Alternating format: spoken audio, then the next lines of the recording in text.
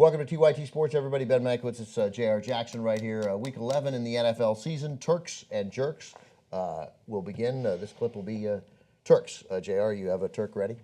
I wasn't expecting We this. haven't discussed this. I hope we don't. Yeah. I feel like I see what's open. I feel like we have the same Turk. No way. And I think I should be able to. I sent it around, and I didn't include you because I wasn't sure if you were back.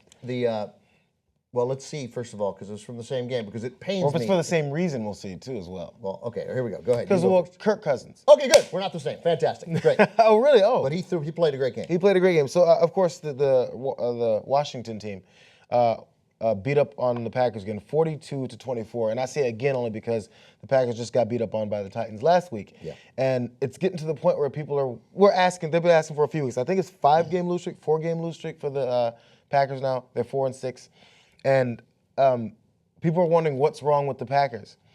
Every week, what's wrong with the Packers? So what's wrong with the Packers? There are things wrong with the Packers. They're missing people on defense before. They just got a few of those pieces back, but then getting them back doesn't mean it's in midseason form. But they put up 24 points. And that's part of when we do jerks, I'm going to refer back to that. Because, look, check it out. Aaron Rodgers was 26 of 41 for 351 yards and 3 touchdowns. That's not a bad game. Yeah, it's true, it was a pick. He had 1 or 2 picks in there. It doesn't matter. But the point is with that kind of performance, Kirk Cousins, who no one really pays attention to out of Michigan State, I remember when he was at Michigan State, I said, this kid's going to be good.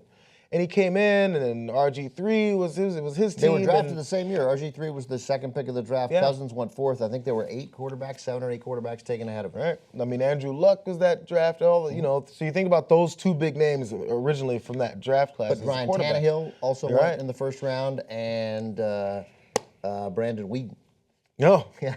Those are just the first round picks. Then there were guys taken after that before Cousins in the 4th. So maybe just because of the draft class he was in and where he went, it turns into one of those situations where Kirk Cousins, oh my God, Kirk Cousins, who's this guy? Who's this guy? And he comes in after RG3 tears up his knee 3 times, and you're like, oh, this guy just happened to step in. It's not really his team.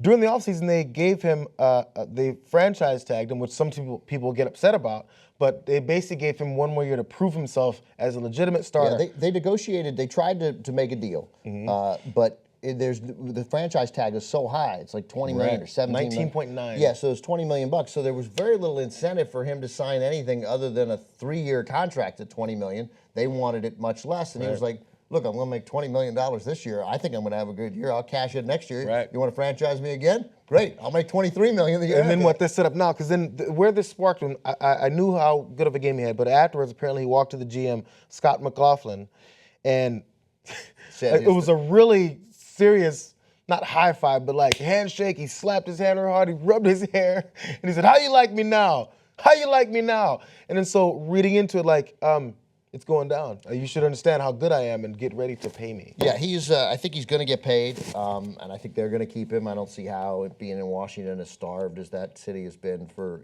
which is obsessed about that football team, a team I used to love. And it was great seeing Dan Snyder so happy. Yeah, it was like November 8th all over again. So Cousins was great, and of course he had that great moment, with the "How do you like me now" from last year, and so now he's owning it, which I like. Yeah. He's going to Put get it on a T-shirt. I think he's going to get a big. And he threw a couple of those touchdown passes, or at least that last one, to Crowder into the wind.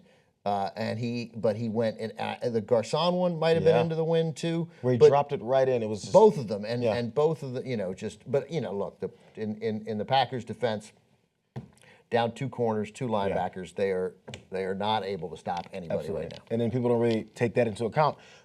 So the base, what happens with this negotiation is going to happen now. If he continues to prove himself for the season, they can be like, oh, this is our franchise guy. The base that they're going to negotiate from is that $20 million. Over a long-term deal, that $20 million is where we're going to start from. This kid's looking at like 4 years and $100 million. And then they, I forget the numbers on Houston's quarterback, the tall kid. Osweiler got 72. So I mean, he's worth 3 Osweilers. Yeah. So we're going to see what Osweiler does tonight to respond My to nickname how you like me now. for Kirk Cousins has not caught on, KC3. But I think that's how he should be referred to. All right. So my pick is from the same game, and it pains me to do this, but but I would be derelict in my honesty and responsibility if I wasn't, because ever since we started doing this show 3 years ago or 4 years ago, all I've really talked about is stop punting and keep the goddamn ball. And up 29-24 with 6 minutes and 12 seconds to play, fourth and about a foot. About 12 inches, maybe 18 inches, the Redskins, Washington needed. So fourth and 18 inches at their own 41. We still haven't crossed that threshold yet. Most coaches are still punting in that situation. Right. But Rodgers had just gone right down the field, right, twice really. Already had 2 scores in the fourth quarter. First play of the fourth quarter, that pass to Starks, where nobody guarded on that whole side of the field. That was a strange play. It was like touch football when you're 12. And he scored, and then they came right back on the next possession. So Packers had scored 2 straight drives, had to convert a third down or 2 in there, but they had gone down pretty easily. And having bet on the Packers, I felt like, wow, if they punt, the Packers are going to take the lead. Washington's going to probably come back and win the game after the Packers take the lead.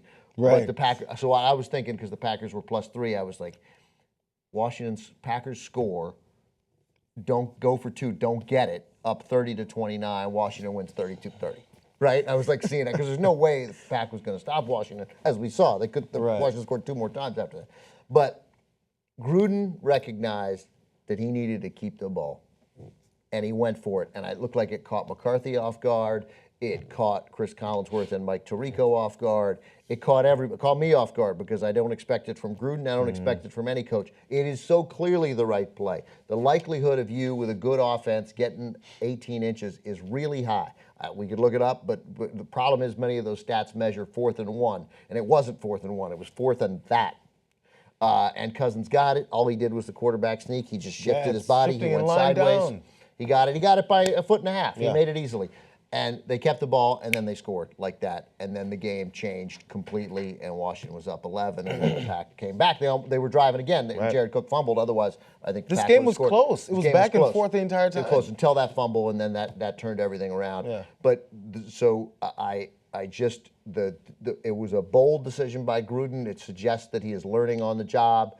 And to me, that suggests that Washington is ready to step up a level. They're 6-3-1. The Giants have the number 1 wild card spot at 7-3-1. I feel like Washington is significantly better than the Giants. Giants with a plus-minus ratio in points of 4. They got no business being 7-3. They got Cleveland next week, so they're likely to be 8-3.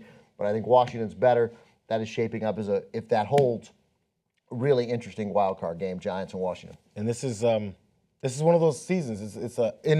It won't be Giants and Washington. Sorry, they'll each play division winners, so they no longer play each other. Sorry, I'm wrong about that. But they both make it as wild cards, and I would much rather be the division winner in the NFC that draws the Giants than the division winner that draws Washington. But the thing is, this is one of those seasons where with the Giants, in recent history when they won Super Bowls, it's when they shouldn't have.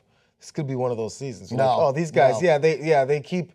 Yeah, sure, they win. We look up and they're, 7-3? 7-3, headed for 8-3. So you look at it, they shouldn't win. That's when they win. Yeah, also I like the idea of the Cleveland's going to win a game this year at some point, and maybe next week. I'm hoping that knocks a lot of people out of the survivor pool I'm left in. So, and a big day also for the guy who introduced himself on television as Fat Rob Kelly. Oh. Yeah, the Redskins, Washington's running back, Rob Kelly. It was apparently a nickname he had in college, and he introduced himself as Fat Rob. And Fat Rob had a huge day locking down a Washington team with Crowder and Garcon and Deshaun Jackson and Jordan Reed and Vernon Davis backing him up, and a running game and Cousins. That's a major league offense. So they look good. I still hate him. I hate Dan Snyder, but Jay Gruden is growing into his job. So we got a couple of Turks, both from the Washington Green Bay game. Green Bay, by the way, with that defense at 4-6, with Washington and the Giants setting the pace for the wild cards in the NFC. The pack is done. I think so. For this season. All right, guys. Thanks for watching. Be sure to check out our Jerks clip coming up.